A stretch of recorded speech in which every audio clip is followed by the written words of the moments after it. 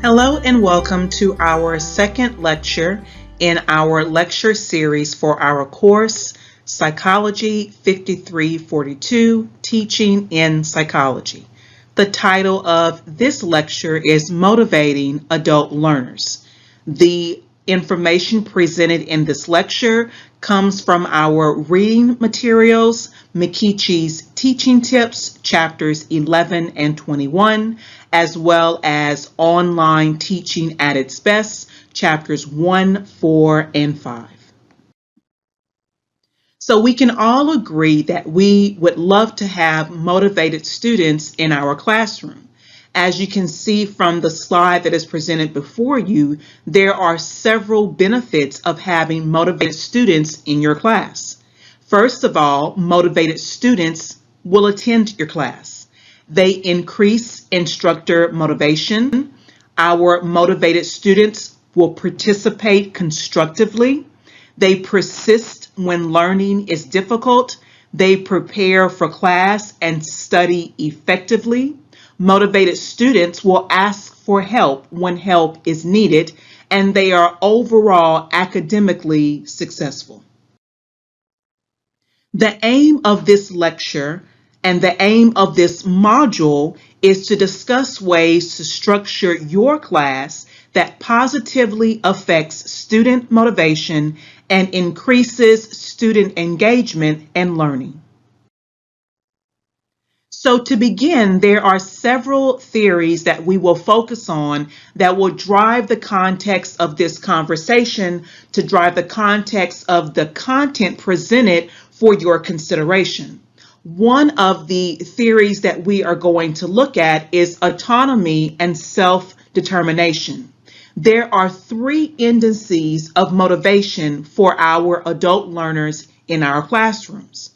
The three indices of motivation include choice, effort, and persistence. When these three indices are together and are exemplified in your students, then the outcome is academic achievement. Individuals want to be in charge of their own behavior, and they value a sense of control over their environment. As an instructor, you can feed into the need to be autonomous, the need to be self-determined by offering meaningful opportunities for choice and then supporting their autonomy, which enhances their motivation for attending and motivation for learning in your class. The need for achievement is the second theory that we have presented before you. It is characterized as an individual trait or disposition. The need for achievement comes from or can be defined as the outcome of early environments in which parents set high standards and valued achievement. It differs in the degree of meaningfulness to each student as well as interest. So what does this mean in plain language? It means that the need to achieve may or may not be demonstrated in your classroom. As the instructor, it is your role to motivate your students that will put a creative place for your students to foster achievement in your class. It is a way for you to move your students from achieving outside of the class to moving to achieve in your class by offering different opportunities for your students to do well and to be successful in your class. But there is a caveat that we do want to make you aware of, and we have here that the paradox of choice, that students don't benefit as much from highly open-ended assignments, such as being allowed to write about anything that they choose. Parameters and guidance within the framework of choice is still necessary and needed. So with the theories of achievement and the theories of being autonomous, there are other areas that as an instructor, you have a direct influence in fostering hope and excitement in your classroom. And that is the part of intrinsic and extrinsic motivation. So from research, we find that extrinsically motivated students are likely to engage in the course for reasons of external rewards, such as grades or recognition or the approval of others, mainly yourself as the instructor, as well perhaps their parents. Extrinsic rewards are most beneficial when they contain informative feedback and enable students to focus on improvement. So here we have another way as an instructor that you can directly impact the need to achieve, the self-determination, and the autonomy that they can experience in your class. It's through the virtue or through the vehicle of feedback, giving them constructive feedback that enables the students to focus on where they took a different direction and how they can improve in what they're doing. By playing into or by having the students to see or changing the direction of their being extrinsically motivated by your direct influence can allow the students to have a hope and excitement in your class that they can achieve, that they have choice in how they can control their level of achievement, if you will, as well as being autonomous and knowing that they have arrived at this state of achievement on their own, just with a little bit of guidance. Now we know that intrinsically motivated students engage in an activity for the value of the activity itself rather than for the external reward. These students learn for the pleasure of learning and have a sense of self-determination about their educational path.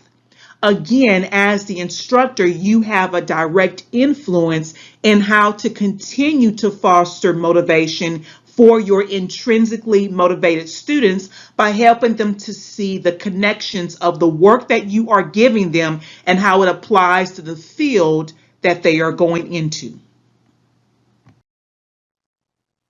Which leads us to our next theory, which is the expectancy value theory. The expectancy value theory, it focuses on the value of the activities and the expectancy of success. Students need to see both in your classroom. This is a moment that you can take the time to explain the relevance of what you are teaching, either by skill or by knowledge, but students need to see the value of your activities and they need to have high expectancy of success in completing the work that you have set out and laid before them. Students benefit when instructors have high expectations for success and also provide the conditions for achieving it. There are two types of goals that are set by your students. Mastery goals. Mastery goals are the goals that allow your students to understand and master the material with the goal of developing competence. This would be your content. As an instructor, you want to make sure that your students are able to master the concepts that are being delivered to them in such a way that they can take it into the field and prove to be successful. Performance goals are goals that focus on their achievement relative to the performance of others and demonstration of competence rather than its development. Performance goals are usually seen in your assessments. Your assessments and where you're looking at how one student did with the other, but the performance goals is never to set in place competition, but more of having a reteaching moment as the instructor or showing gaps in understanding that as your job as an instructor, you're going to go in and fill in. So we have to be careful with mastery goals and performance goals and make sure that those performance goals does not create a competition in your classroom that will now devalue what you're doing and decrease motivation for the work that you have set before them. The goal of your classroom is to foster a supportive climate, a climate in which students are free to ask questions for the sake of understanding and for the sake of competency, even though they do not have the answers. It is a form of taking intellectual risk. A goal in a classroom that has a supportive climate gives opportunities for students to demonstrate improvement. And so not just a right or a wrong, but a discussion and a discussion and improvement so that your students are able to grow in their knowledge and understanding of the content that you are delivering. And again, it is providing an environment or climate that students will ask genuine questions to better understand the material, rather than to impress their peers or the instructor. It is where they are seeking to understand so that they may master the concepts or the goals that have been set forth to directly implement it into the field, directly implement it into their own knowledge base of the content or the subject that you are teaching.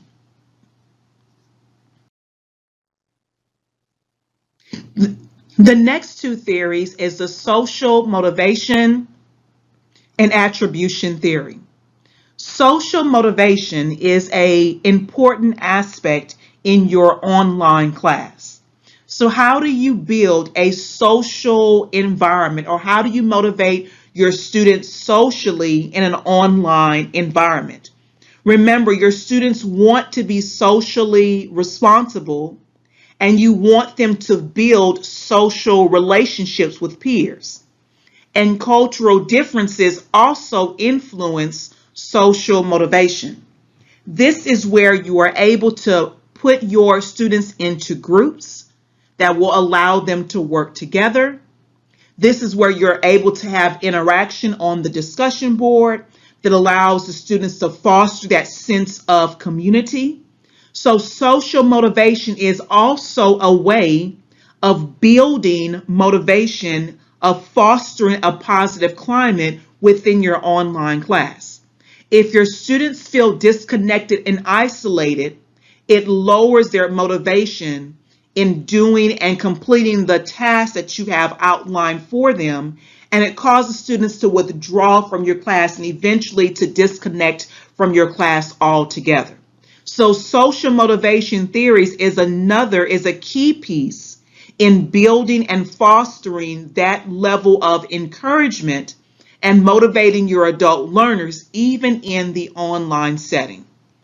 The attribution theory is when individuals need to seek an explanation for unexpected outcomes. They make attributions about the probable causes, and these attributions have motivational consequences. Typical attributions are effort, ability, or luck. The three dimensions of the attribution theory, locus, stability, and responsibility, are the three areas that as an instructor you are able to build your curriculum around. You are able to build your curriculum around locus, where you're able to help your students understand what they were able to do and how their choices influence the outcome of their efforts and all the work that they have been set and to complete for your course. So students who can explain their disappointments with internal controllable attributions are likely to do better next time because they believe they can affect the outcome. Students who attribute failure to stable, uncontrollable causes are less likely to be motivated for improvement and understandably pessimistic about future outcomes. As an instructor, you are to shift their thinking. How is this done? Through feedback. This can be done even by creating videos that talks about the feedback of the assignments, the common themes that you notice in the assignments, and how they can fix it. This is a way that will allow students to see positive attributions about their capability to learn and their efforts that they can improve upon to have an increased performance, rather than just marking or letting them know what they did wrong, but not giving them the opportunity to fix or to correct anything. It lowers their motivation to continue in your class. So how do we put motivation theories into practice? Again, we're going to consider issues of choice and control. Where are there areas in an assignment on the discussion board that you can offer choice for your students? How can they have control over the assignments that you have laid out for them? Is it a rubric that you want to give them? Are there any key points to consider in their writing? Are there any highlights that you want to see in their display of work? What is it that you can offer to your students that will give them choice and control? As your students are able to grapple with choice and control in a healthy balance, they're able to have a sense of understanding and mastery and autonomy in the work that you are giving, knowing that the probability of their being successful is high. Project your own motivation for the subject matter and for the students. Give more than the textbook is given about the subject. Give your own personality in your lectures that you present to your students. Show your students with a sense of enthusiasm in your voice of how excited you are and how you value the work that you are giving to them. All of this can be done, and it is radiant even in your presentation without your students ever seeing your face. Project your own motivation for the subject matter and for your students and for their achievement. Be well prepared with your lectures. Be well prepared with your assignments. Have every detail written in such a way that your students have no issues in misinterpreting what you meant. Take out the vagueness of your assignments and have explicit details. Make your discussions interesting. Your discussion thread, have it applicable to real world situations and scenarios. We have our helper AI, right? That you can now use AI, artificial intelligence, to take one discussion thread, and now you can apply the algorithm, you can apply AI to your discussion questions that will now give you a higher level or a multifaceted discussion question that you can now insert into your discussion board that will make the conversations a bit more lively. Vary your instructional format. Let it not be a place where it's just one type of writing or one type of assignment that is done the same way week after week after week. Vary your instructional formats. Induce cognitive dissonance and stimulating thought by adding interactive elements where appropriate. Is this a place for a quiz that is interactive? Is this a place where you would like to insert a poll or gather information? Add those interactive elements within your lectures that will allow your students to feel that there is a variety of ways, variety of modalities to be successful in your course. And although we have the enthusiasm for our subject matter, sometimes those ideas and those theories and the information and the material, the value of it has to be explicitly stated. Make the value of your courses explicit. Explain the importance of the theories that you are delivering content on. Explain the value of how these theories are seen in the field. Explain how the value of these theories have even influenced your thinking, has even influenced your understanding of the material, of the subject matter. So make the value of the course explicit. Promote adaptive attributions. Help your students value the application of their effort and learning strategies and communicate your belief in their capability. Test frequently, not just for the sake of gathering data about the content and the subject matter, but test frequently that gives students many opportunities to be successful, as well as becoming accustomed to the format and have opportunities to learn from their mistakes. So as an instructor, we find that we are in one of either categories listed here. There are content-centered instructors and learning-centered instructions. We're going to go through the pros and cons of each one. So content-centered instructors, they transmit information, they transmit the facts and the concepts. It is limited attention to the process. It's more of the rote memorization of presenting all the information found within the textbook, and it's not really a process of understanding for mastery, but more of just presenting information and exposing the students to the ideas of the discipline and thinking that the exposure to the ideas will facilitate change in thinking over time. Content-centered teachers often credit students' innate intelligence as responsible for their academic success. How well did they learn the information? How well were they able to think about the information? How well were they able to apply the concepts to a real world scenario or situation? Whereas learning-centered instructors, they embrace the responsibility for fostering changes in students' thinking skills. They believe that students grappling with ideas will lead to more meaningful and enduring learning. And they regularly turn to active learning strategies to engage students in the process.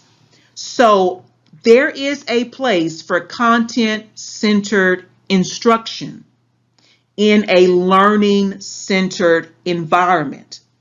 As the instructor, you are to blend both.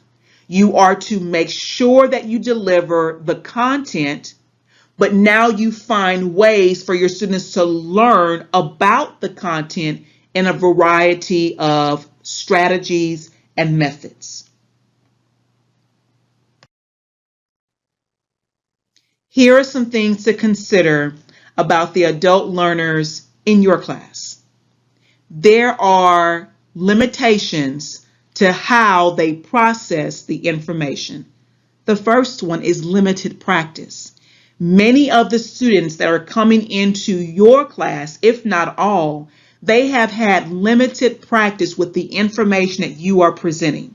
Whereas you have been teaching the content, you may have been practicing the content. This is their first time hearing what you're delivering.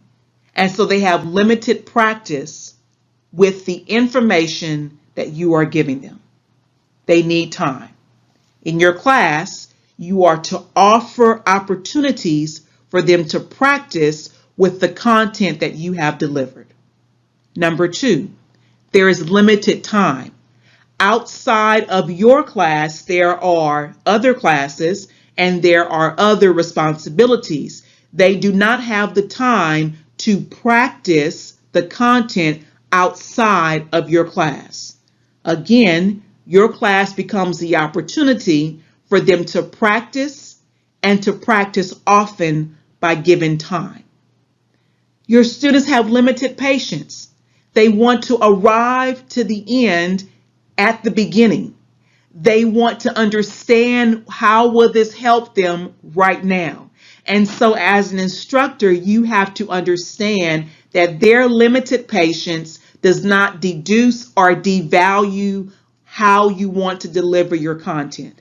You are still to deliver your content in the way that is appropriate for them, being patient with them, articulating or communicating to them that practice in time will increase their understanding and mastery of the concepts. Be patient. Number 4, they have limited direction. Again, they do not know what this will look like on the other end. They do not know where will this information take them. As an instructor, it is your means or an opportunity for you to give real world scenarios of where this information is applicable so that they can know what direction to take their thinking, what direction to take their studies, what direction to take their focus to get to the end. And they have limited expectations. They're all students. And so as a professional in the field, this is your area to bring your students to a place of walking with them through this experience. That is not the destination, but it's right here in the moment, the journey of the learning that you are most interested in and that they should focus on. So how does motivation influence thinking success? We have two kinds of thinkers. We have shallow thinkers and we have deep thinkers. Shallow thinkers will invest minimal activity to get by. Deep thinkers or deep learners will develop more fully by engaging in thinking and have longer lasting effects from their investment. How they start is not how your students should end your course. They may come in shallowly thinking about your content, but you have the awesome privilege of developing deep thinkers or deep learners within your content by making the path for success visible. Ask the students to reflect about their own thinking, share how you think about the content, and then give them strategic words of encouragement that will increase motivation, persistence, and completion rates. So ultimately, what are we saying here? Instructors, you are in charge. You are in charge for not only delivering content, but you are in charge of motivating your adult learners. Motivate them well, and the success of their academics will soon follow.